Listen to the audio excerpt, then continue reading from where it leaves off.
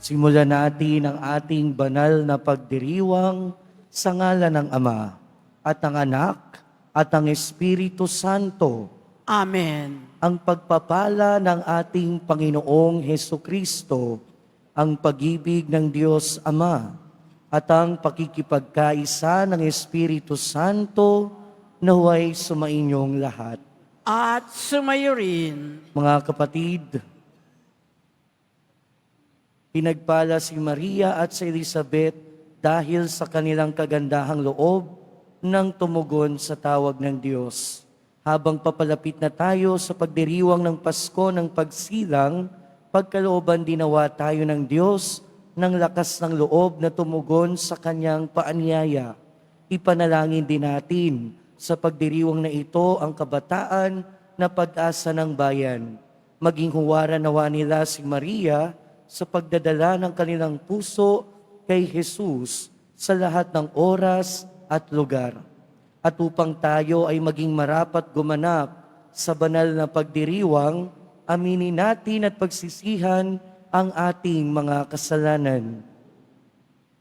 Inaamin ko Sa makapangyarihang Diyos at sa inyo mga kapatid, na lubha akong nagkasala sa isip, sa salita, sa gawa at sa aking pagkukulang.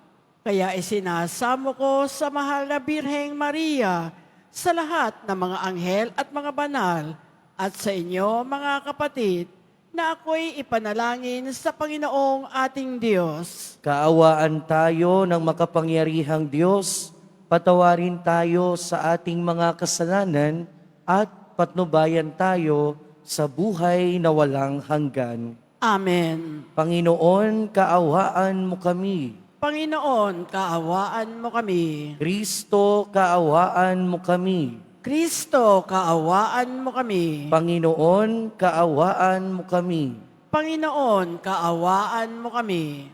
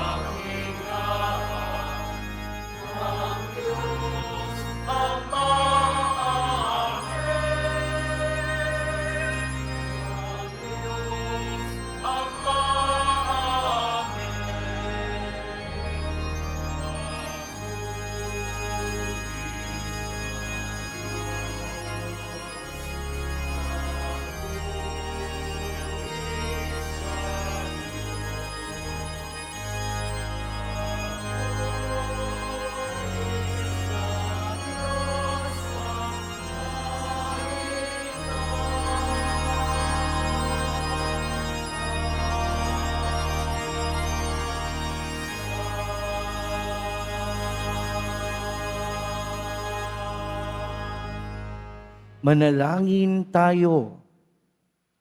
Ama naming makapangyarihan, kasihan mo kami ng iyong pagmamahal upang kaming nakabatid sa pagbabalita ng anghel tungkol sa pagkakatawang tao ng anak mo ay makapakinabang sa kanyang pagpapakasakit at pagkamatay sa krus sa pagsapit namin sa pagkabuhay niya sa langit.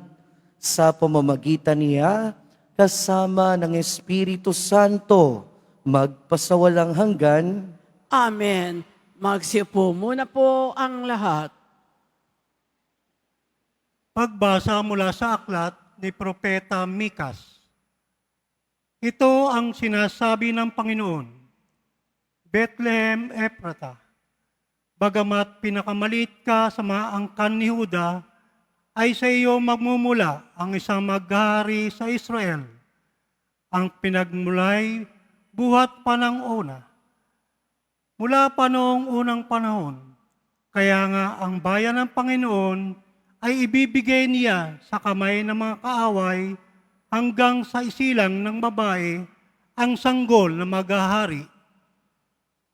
Pagkatapos babalik sa Israel ang nalabi sa bansang ito. Pagdating ng haring yaon, pamamahalaan niya ang Israel sa pamamagitan ng kapangyarihan ng Panginoon. Taglay niya ang katakilaan ng pangalan ng Panginoon na kaniyang Diyos. At ang Israel ay mamumuhay na ligtas, sapagkat ang haring yaon ay kikilalaning ng buong sanlibutan. Sa kanya magmumula ang kapayapaan natin. Ang salita ng Diyos. Salamat sa Diyos.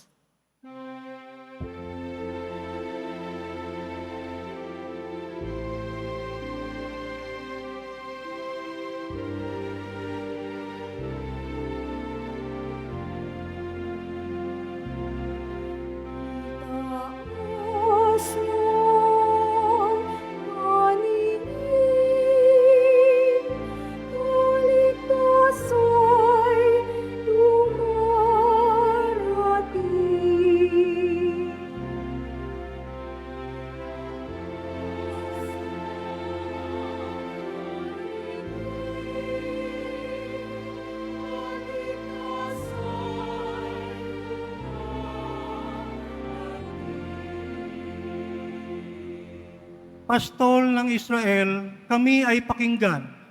Mula sa trono mong may mga kerubin, kami ay tulungan. Sa taglay mong lakas, kami ay iligtas at tubusin sa hirap.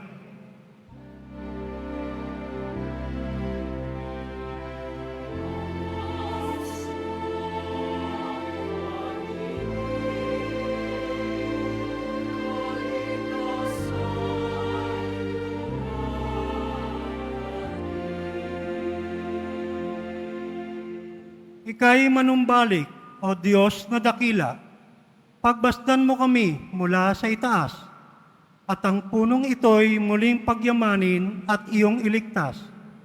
Lumapit ka sana, ang puno ng ubas na itananim mo ay iyong iligtas. Yaong punong iyon na pinalagumot, iyong pinalakas.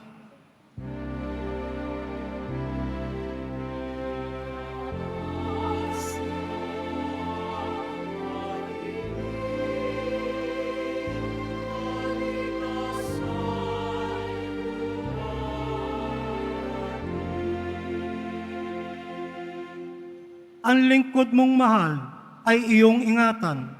Yamang hinirang mo ay iyong ipagsanggalang. Iyong palakasin bilang isang bansang makapangyarihan. At kung magkagayon, magbabalik kami't di na magtataksil sa iyo kailanman. Kami pasiglahit, aming pupurihin ang iyong pangalan.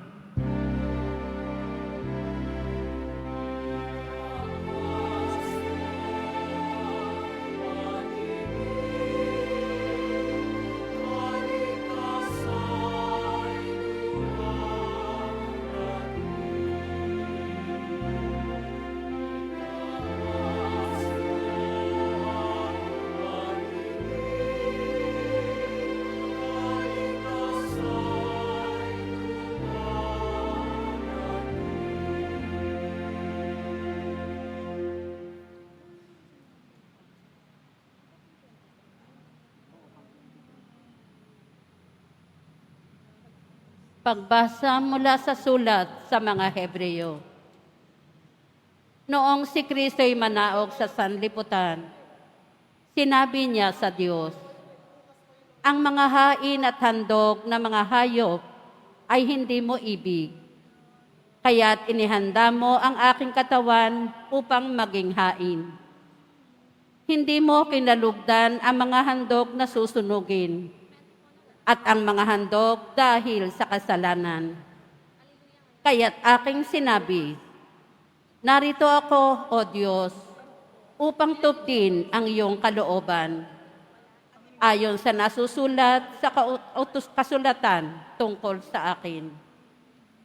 Sinabi mo na niya, hindi mo inibig o kinalugdan ang mga hain at handog ng mga hayop, mga handog na susunugin, at mga handog dahil sa kasalanan.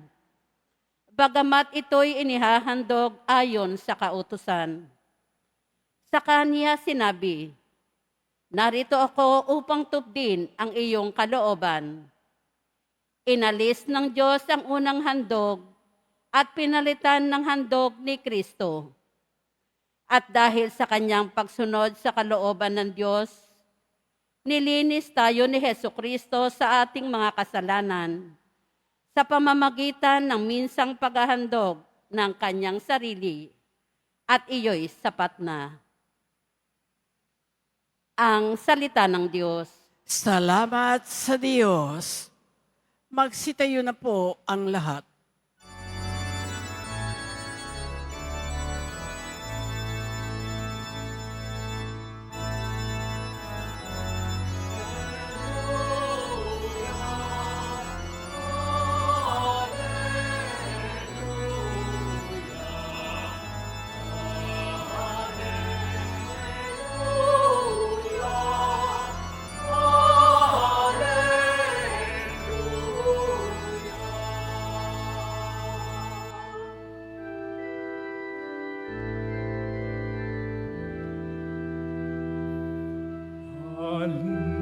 Hari ng mga bansa,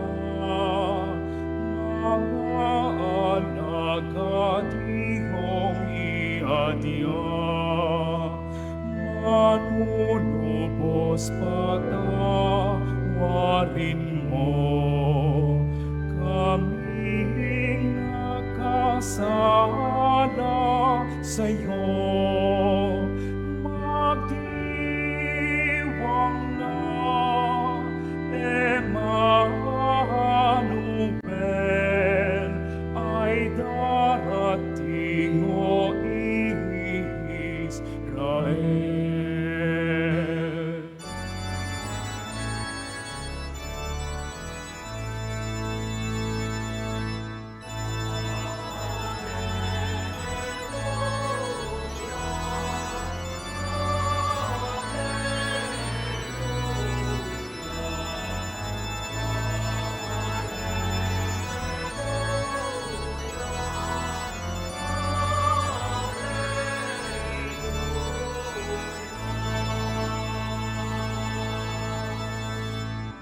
Sumainyo ang Panginoon. At sumayo rin Ang mabuting balita ng Panginoon ayon kay San Lucas. papuri sa iyo, Panginoon.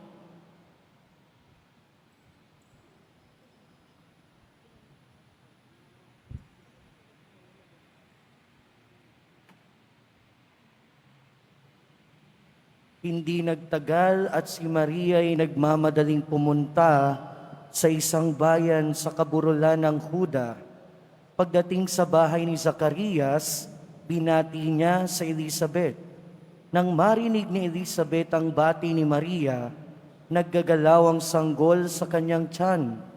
Napuspos ng Espiritu Santo sa Elizabeth at buong galak na sinabi, pinagpala ka sa mga babae at pinagpala rin ang dinadala mo sa iyong sinapupunan. At sino ako upang dalawin ng ina ng aking Panginoon? Sapagkat pagkarinig ko ng iyong bati, ay naggagalaw sa tuwa ang sanggol sa aking tiyan. Mapalad ka sapagkat nanali kang matutupad ang ipinasabi sa iyo ng Panginoon. Mga kapatid, ang mabuting balita ng Panginoon. Pinupuri ka namin, Panginoong Heso Kristo. Magsipo muna po ang lahat. Magandang gabi po sa inyong lahat. Father, Nako, parang hindi na ganun kaganda yung gabi nyo ah. Gandang gabi. At welcome po sa Minor Basilica National Shrine of Jesus Nazareno. Pangwalong araw na natin ng simbang gabi. Sino sa inyo nakakawalo na? Palakpakan naman dyan. Halos lahat. O isang araw na lang ha, makukumpleto na natin. Isang araw na lang, sana umabot pa ako. Kasi parang hindi na. Konti na lang yata. Anyway, pangatlong araw na nating naririnig yung iisang ebanghelyo. Kung mula Biyernes kayo nakapagsimbang gabi, narinig na ninyo ang ebanghelyong ito. Nung Biyernes, kahapon, at ngayon. Pero bigyan natin ng pansin yung bandang huling bahagi ng ating ebanghelyo. Sinabi doon ni Elizabeth, mapalad ka sapagkat nanali kang matutupad ang ipinasabi sa iyo ng Panginoon. Matutupad ang ipinasabi sa iyo ng Panginoon. Tayong mga tao, isa sa mga pwedeng magpasaya sa atin ay kapag merong nangako at tinupad yun. Diba? For example, kung merong umutang sa iyo at nagsabing babayaran niya bukas at binayaran nga, talagang magiging masaya ka. Kung merong nangako sa iyo ngayon na bibigyan ka ng pamasko at binigay nga, talagang magiging masaya ka. Natural reaction natin ng mga tao na magkaroon ng kasiyahan kapag yung isang taong nangako sa atin ay tinupad ang kanyang pangako. Pero kung nagiging masaya tayo sa pagtupad ng ating kapwa sa kanyang pangako, di mas lalong dapat tayong magsaya kung ang Diyos ang tumupad ng kanyang pangako. Siguro yun yung ibig sabihin ni Elizabeth nung sinabi niyang kay Maria na mapalad ka sapagkat nanalig kang matutupad ang ipinasabi sa iyo ng Panginoon. Ngayong napakalapit na ng Pasko, unang-una pinapaalala sa atin ang ating pagbasa. Pinapaalala sa atin na bukod sa napakalapit na ng Pasko, ang Pasko ay katuparan ng plano ng Diyos. Ang Pasko ay katuparan ng pangako ng Diyos. Sa ating unang pagbasa narinig natin, daang-daang taon bago pa man isilang ang ating Panginoong Hesukristo, meron ng propesiya tungkol sa Kanya ang propeta Mikas, na sinasabi doon, narinig natin, manggagaling sa Bethlehem o ipanganganak sa Bethlehem ang Mesiyas, ang tagapagligtas. At sa ating ebanghelyo, narinig natin kung papaanong papunta na doon sa sandaling iyon ng Bethlehem si Maria. Nararamdaman na yung presensya, nararamdaman na yung malapit na panganganak sa ating Panginoong Hesukristo. Dahil unang-una, kapag ang Diyos ay nangako, sigurado tayo natutuparin yun. Kapag ang Diyos nagsalita, makasisiguro tayo at makaaasa tayo na talagang matutupad yun. Kung marami mang mga tao na hindi tumupad sa atin ng kanilang pangako, hindi siyempre ganon ang Diyos. Nung pinlano ng Diyos na ipadala ang kanyang bugtong na anak, natupad yun. Nung nagbuntis at nanganak si Maria sa ating Panginoong Hesukristo. Kaya ang Pasko ay katuparan ng pangako at plano ng Diyos. Pero kadugtong din ang katuparan ng plano na ito ay yung kahalagahan at purpose ng Pasko. Alam nyo ba kung bakit kayo pinanganak? Alam nyo ba? Ay, parang di nyo alam. Siguro hinahanap pa natin yung purpose natin. Pero isa sa mga paalala ng ating ebanghelyo ngayon ay yung halaga at yung purpose kung bakit pinanganak ang ating Panginoon. At bakit nga ba pinanganak ang ating Panginoon? Pinanganak siya para mamatay. Pinanganak ang ating Panginoong Hesukristo para mamatay sa krus. Sa ating ikalawang pagbasa, ito yung sinasabi ni San Pablo. Inialay ng ating Panginoon ang kanyang buhay nung siya'y mamatay sa krus at iyon ay sapat na. Sa tuwing Pasko, tuwing pagdiriwang natin ang Kapaskuhan, inaalala din natin kung bakit nga ba pinanganak ang ating Panginoong Hesukristo. At iisa lang ang dahilan kung bakit siya pinanganak. Iyon ay para tubusin tayo sa ating mga kasalanan. At mangyayari lamang yun kung siya ay mamamatay sa krus at muling mabubuhay sa ikatlong araw. Kaya ang Pasko, ang Adbyento, ay hindi natin maihihiwalay sa krus. Ang Adbyento at Pasko ay hindi natin maihihiwalay sa kamatayan at muling pagkabuhay ng ating Panginoon. Dahil tayo man umaasa kung paano ang ating Poong Jesus Nazareno ay muling nabuhay, tayo rin makikinabang sa buhay na walang hanggan na yan. At mangyayari yon o nangyari ang lahat ng yon dahil ipinanganak ang ating Poong Jesus Nazareno. At pangatlo, narinig natin sa ating ebanghelyo kung papaanong si Maria, si Elizabeth, at si Juan Bautista sa sinapupunan ni Elizabeth ay napuno ng kagalakan. At ang naging dahilan lamang ng kanilang kagalakan ay walang iba kundi ang presensya ng Panginoong Hesukristo sa sinapupunan ni Maria. Pero higit sa kagalakan ng pagkikita nila ay yung kagalakan nila dahil ang Diyos ay nanatiling tapat sa kanyang pangako. Ang Diyos nanatiling tapat sa kay Maria at kay Elizabeth, kay Zacarias na rin. At mga kapatid, dito din ang paalala sa atin ngayon na sa tuwing darating ang Kapaskuhan, pinapaalalahanan din tayo hindi lamang ng kapanganakan ng ating Panginoong Hesukristo.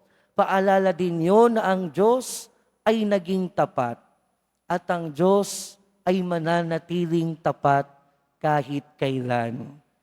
Minsan hindi tayo nagiging tapat sa ating Panginoon. Minsan tumatalikod tayo sa pagmamahal ng ating Panginoon. Pero kahit ilang ulit tayong maging hindi tapat, mananatiling tapat ang Panginoon sa atin. Kahit ilang beses din tayong tumalikod sa Kanya, hindi tayo kayang talikdan ng ating Panginoon. Lagi nating alalahanin yan, lalo na tuwing Pasko. Kaya sa pagpapatuloy ng ating buhay, mga kapatid, isang bagay lamang ang isang bagay sa mga pwede nating baunin ngayong gabi. Ang Diyos ay tapat at mananatili siyang tapat sa bawat isa sa atin. Nawa, ang katapatan na yon ay ang paghugutan natin ng ating kagalakan. Amen. Magsitayo na po ang lahat at ipahayag natin ang ating pananampalataya. Sumasampalataya ako na may gawa ng langit at lupa. Sumasampalataya ako kay Hesukristo, iisang anak ng Diyos, Panginoon nating lahat. Nagkatawan tao siya, lalang ng Espiritu Santo, ipinanganak ni Santa Maria ang Birhen, pinagpakasakit ni Poncio Pilato, ipinako sa krus, namatay inilibing, nanaog sa kinaroroonan ng mga yumao, Nang may ikatlong araw na buhay na maguli, umakyat sa langit, na luluklok sa kanan ng Diyos amang makapangyarihan sa lahat. Doon magmumulang paririto at huhukom sa nangabubuhay at nangamatay na tao. Sumasampalataya naman ako sa Diyos Espiritu Santo, sa banal na simbahang katolika, sa kasamahan ng mga banal, sa kapatawaran ng mga kasalanan, sa pagkabuhay na muli ng nangamatay na tao, at sa buhay na walang hanggan. Amen. Kami dumadalangin ngayon sa iyo, Ama, na tulad ni na Maria at Elizabeth, buong galak at kababaang loob nawa naming tanggapin ang manunubos sa aming puso at kalooban. Buong puso naming hinihiling, Ama, dinggin mo ang iyong bayan. Ama, dinggin mo ang iyong bayan. Ibahagi nawa ng simbahan ang makadiyos na galak sa sangkatauhan. Sa mga nagdadalamhati, may sakit, matatanda, at mga may kapansanan. Manalangin tayo. Ama, dinggin mo ang iyong bayan. Maging laging mulat nawa ang mga pinuno ng bayan sa pangangakailangan ng lahat tungo sa makatarungan at mapagmalasakit na pamahalaan. Manalangin tayo. Ama, dinggin mo ang iyong bayan. Igalang nawa namin ang mga karapatan ng mga sanggol sa sinapupunan. Mamulat nawa kami sa pangangailangan ng mga nagdadalang tao at magsilbing huwaran naman ng pagpapakabuti sa kabataang Pilipino. Manalangin tayo. Ama, dinggin mo ang iyong bayan. Magkaisa nawa ang mga pamilya at magkakaibigan. Suportahan nawa nila ang bawat isa at maging bukas sa pag-unawa at pagpapatawad. Manalangin tayo. Ama, dinggin mo ang iyong bayan. Yakapin mo nawa, Ama, sa iyong pag-ibig at galak ang mga kapatid naming yumao. Manalangin tayo. Ama, dinggin mo ang iyong bayan. Ama namin, halina't dinggin at palakasin mo ang iyong bayan, upang tulad ni Maria, mapuspos kami ng bagong buhay, kagalakan at lakas sa maluwalhating pagdating ng iyong minamahal na anak, na nabubuhay at nagahari kasama mo at ng Espiritu Santo, magpasawalang hanggan. Amen. Magsiupo muna po ang lahat.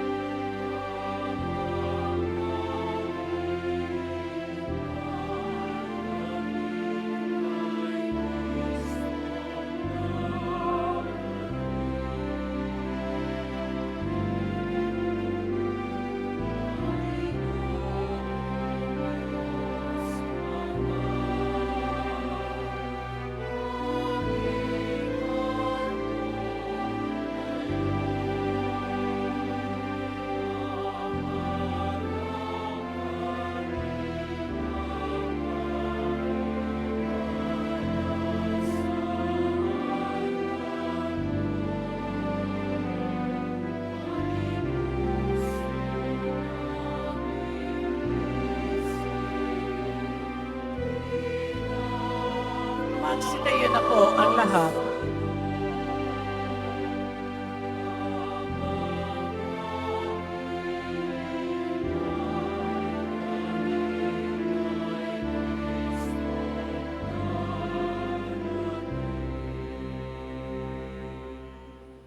Manalangin kayo mga kapatid upang ang paghahain natin ay kalugdan ng Diyos amang makapangyarihan. Tanggapin nawa ng Panginoon itong paghahain sa iyong mga kamay sa kapurihan niya at karangalan sa ating kapakinabangan at sa buong sambayanan niyang banal. Ama naming lumikha, ang mga alay naming nakahain sa iyong dambana ay pabanalinawa ng paglukob ng banal na Espiritu na pumuspo sa sinapupunan ng mahal na Birheng Maria upang magdalang tao at magsilang sa iyong anak na siyang namamagitan kasama ng Espiritu Santo magpasawalang hanggan. Amen. Sumainyo ang Panginoon. At sumaiyo rin, Itaas sa Diyos ang inyong puso at diwa. itinaas na namin sa Panginoon. Pasalamatan natin ang Panginoong ating Diyos. Marapat na siya ay pasalamatan. Ama naming makapangyarihan, tunay ngang marapat na ikaw ay aming pasalamatan sa pamamagitan ni Jesucristo na aming Panginoon. Ang pagsusugo mo sa Kanya ay pinahayag ng lahat ng mga propeta. Ang pagsilang niya ay pinanabikan ng mahal na Birheng Kanyang inang tunay. Sa kapangyarihan ng Espiritong Banal, ang pagdating niya ay inilahad ni San Juan Bautista sa kanyang pagbibinyag. Ngayong pinaghahandaan namin ang maligayang araw ng kanyang pagsilang, kami nananabik at nananalangin lubos na makaharap sa kanyang kadakilaan. Kaya kaisa ng mga anghel na nagsisiawit ng papuri sa iyo, nang walang humpay sa kalangitan, kami nagbubunyi sa iyong kadakilaan.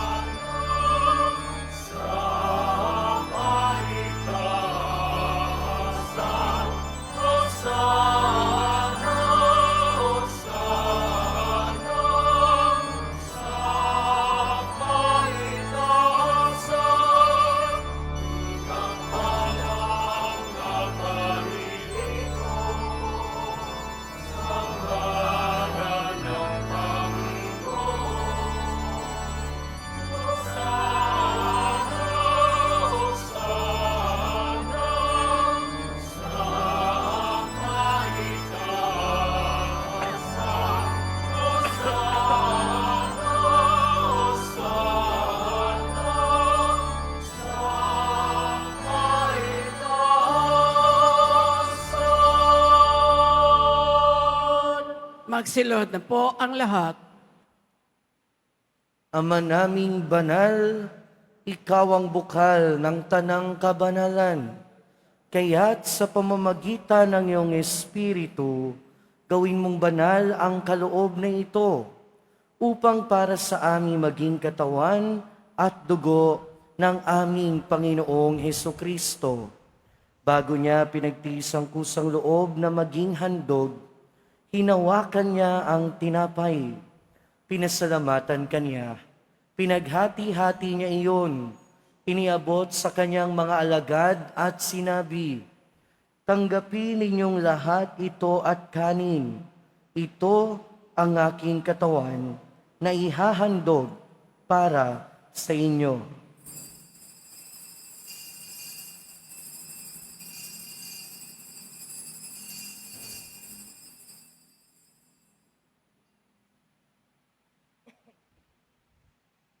Gayon din naman noong matapos ang hapunan, hinawakan niya ang kalis, muli kanyang pinasalamatan. Iniabot niya ang kalis sa kanyang mga alagad at sinabi, "Tanggapin ninyong lahat ito at inumin. Ito ang kalis ng aking dugo, ng bago at walang hanggang tipan. Ang aking dugo na ibubuhos para sa inyo at para sa lahat, sa ikapagpapatawad ng mga kasalanan. Gawin ninyo ito sa pag-alala sa akin."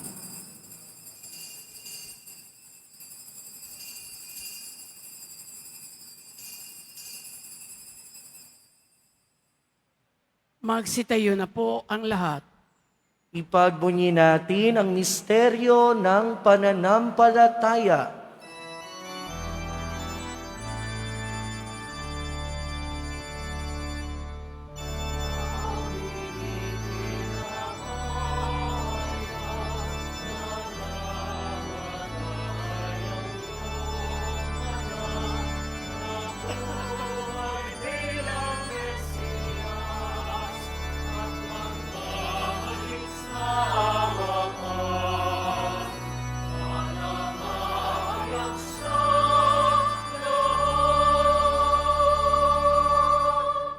Ama, ginagawa namin ngayon ang pag-alala sa pagkamatay at muling pagkabuhay ng iyong anak. Kaya tiniaalay namin sa iyo ang tinapay na nagbibigay buhay at ang kalis na nagkakaloob ng kaligtasan. Kami nagpapasalamat dahil kami iyong minarapat na tumayo sa harap mo para maglingkod sa iyo. Isinasamo namin kami magsasalo-salo sa katawan at dugo ni Kristo ay mabuklod sa pagkakaisa sa pamamagitan ng Espiritu Santo. Ama, lingapin mo ang iyong simbahang laganap sa buong daigdig. Puspusin mo kami sa pag-ibig kay ni Francisco na aming Santo Papa at ni Jose na aming Obispo at ng Tanang Kaparian. Alalahanin mo rin ang mga kapatid naming nahimlay nang may pag-asang sila'y muling mabubuhay, gayon din ang lahat ng mga pumanaw. Kaawaan mo sila at patuloyin sa iyong kaliwanagan. Kaawaan mo at pagindapating kaming lahat na makasalo sa iyong buhay na walang wakas. Kaisa ng mahal na Birheng Maria na Ina ng Diyos, ng kabiyak ng puso niya si San Jose, kaisa ng mga apostol ni San Juan Bautista, at ng lahat ng mga banal na namuhay dito sa daigdig ng kalugod-lugod sa iyo, maipagdiwang nawa namin ang pagpupuri sa ikararangal mo sa pamamagitan ng iyong anak na aming Panginoong Hesukristo. Sa pamamagitan ni Kristo, kasama niya at sa Kaniya, ang lahat ng parangal at papuri ay sa iyo, Diyos amang makapangyarihan, kasama ng Espiritu Santo, magpasawalang hanggan.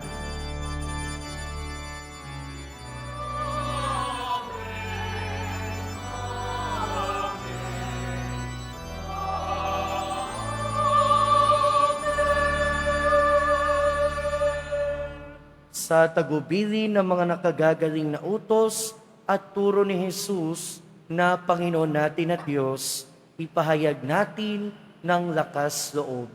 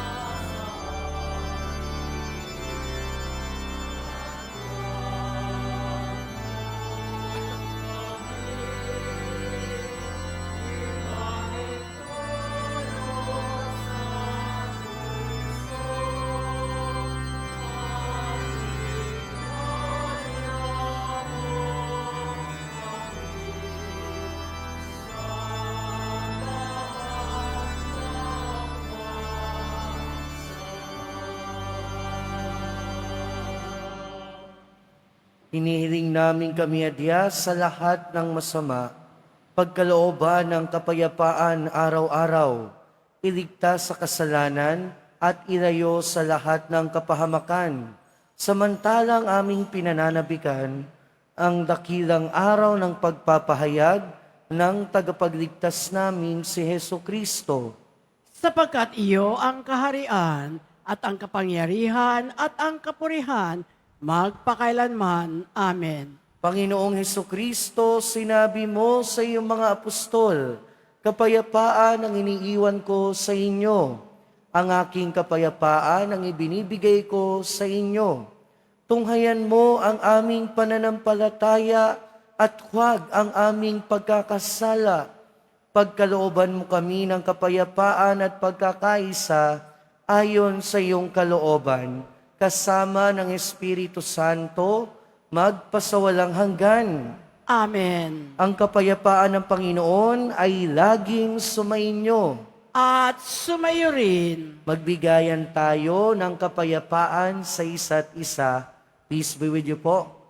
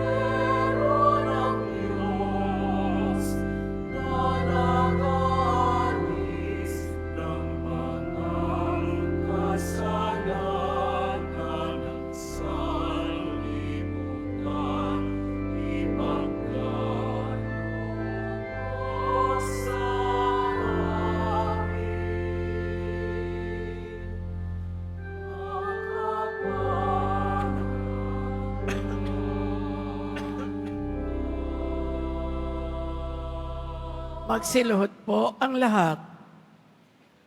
Ito ang kordero ng Diyos.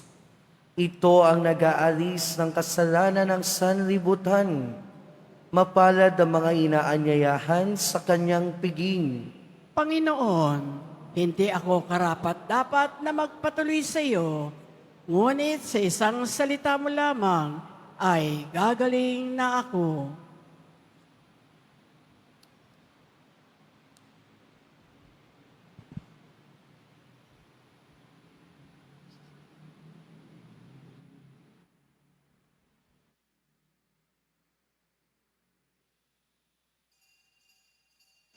Para sa lahat ng tatanggap ng banal na komunyon, sasagot po tayo ng amen pag-asabi ng pare o ng lay minister ng katawan ni Kristo at isubo agad sa bibig bago umalis sa harapan ng pare o lay minister.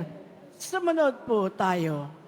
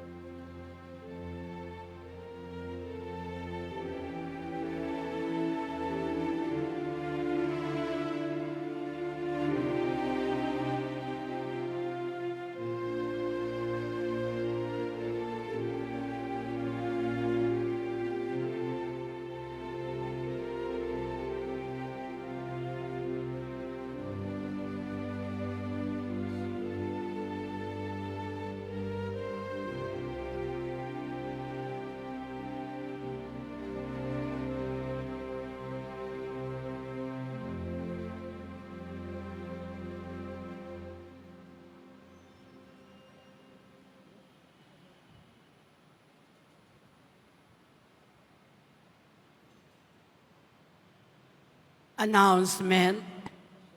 Ang pagdiriwang ng araw ng Pasko ay sa darating na Miyerkules.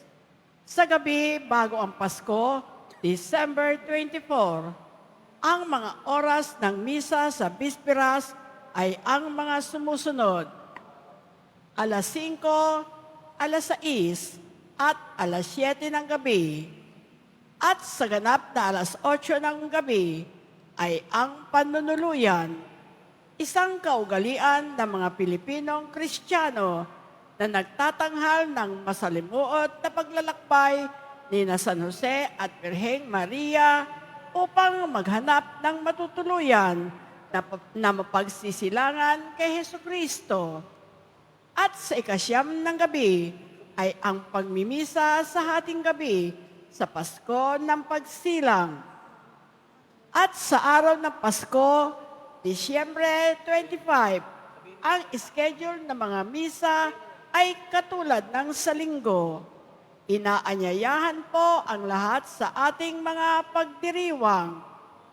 Available na po ang opisyal na kalendaryo para sa taong 2025 ng ating parokya. Sa mga nagnanais pumili, maaari kayong magtungo sa ating parish office. Ito po ay nagkakahalaga ng 80 pesos. Mga kadiboto, mabibili pa rin po sa ating Parish Finance Office ang Nazareno Images, Nazareno Medallion, at ang Nazareno Novena and Prayer Booklet in English or Tagalog. Mga paalala sa mga nagsisimba, pagkatapos ng misa, wiwisikan po ang lahat ng banal na tubig. Pinakikiusapan ang lahat na manatili lamang muna sa inyong mga lugar. Tanging sa Quezon Boulevard o sa Plaza San Juan lamang ang labasan ng lahat. Sumunod po tayo. Maraming salamat po sa inyong pagdalaw at pagsisimba sa Basilica Minor at Pambansang Dambana ni Jesus Nazareno. Magsitayo na po ang lahat. Pasalamatan po natin yung mga nag-offer ngayong gabi, ang QCMAM volunteers. Maraming salamat po. Manalangin tayo.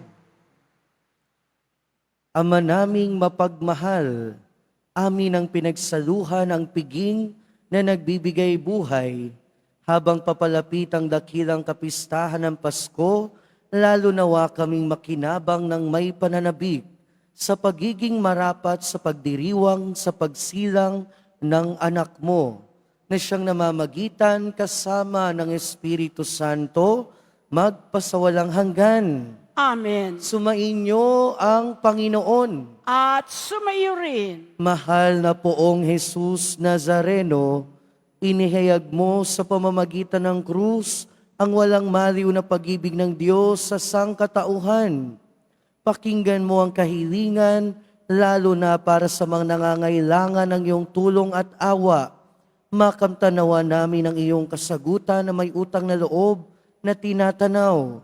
Basbasan din po ninyo itong mga imahen at dasalan upang lalo kaming manalangin at magtiwala.